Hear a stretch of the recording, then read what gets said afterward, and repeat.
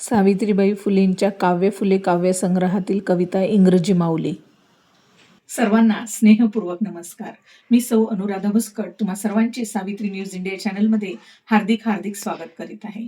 महात्मा ज्योतिबा फुले यांच्या 200व्या जयंतीनिमित्त सादर करीत आहोत सावित्रीबाई फुले यांच्या काव्य फुले काव्यसंग्रहातील काही निवडक कविता. त्यातील आज आपण कविता बघणार आहोत इंग्रजी माऊली. तर सुरू करूया. इंग्रजी माऊली इंग्रजी वैखरी शूद्रांना उद्धारी मनोभावे. इंग्रजी माऊली इंग्रजी वैखरी शूद्रांना उद्धारी मनोभावे. इंग्रजी माऊली नाही मोगलाई नाही पेशवाई मूर्खशाही. इंग्रजी माऊली नाही मोगलाई नाही पेशवाई मूर्खशाही. इंग्रजी माऊली देई सत्यज्ञान. इंग्रजी माऊली देई सत्यज्ञान शूद्राला जीवन देई प्रेमे. शूद्राला जीवन देई प्रेमे. इंग्रजी माऊली शूद्रांना पान्हा पाजी संगोपन आजी करत असे. इंग्रजी माऊली शूद्रांना पान्हा पाजी संगोपन आजी करत असे.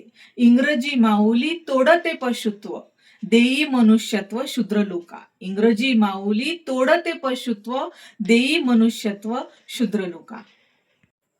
चला तर इंग्रजी माऊली या कवितेचा अर्थ बघूया. सावित्रीबाई इंग्रजी भाषेला माऊली म्हणजेच आई म्हणतात. ही भाषा शूद्र आणि अतिशूद्रांसाठी उद्धाराचा मार्ग आहे. मनापासून इंग्रजी शिकल्यास सामाजिक गुलामगिरीतून मुक्तता मिळेल असा विश्वास त्या व्यक्त करतात.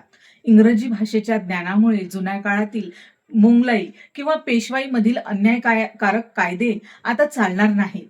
ही भाषा अंधश्रद्धा आणि अज्ञानाची मूर्खशाही संपवणारी आहे. इंग्रजी शिक्षण हे केवळ अक्षर ओळख नाही तर ते सत्यज्ञान देते आणि यामुळे शूद्र समाजाला सन्मानाने जगण्याचे नवे जीवन व प्रेम मिळते. ज्याप्रमाणे आई आपल्या बाळाला दूध पाजून त्याचे पालनपोषण करते, त्याचप्रमाणे इंग्रजी भाषा हा ज्ञानाचा पान्हा आहे. ज्ञानाचा पान्हा पाजून समाजाचे संगोपन करत आहे. ती एक आजीप्रमाणे मायेने सर्वांना सावरत आहे.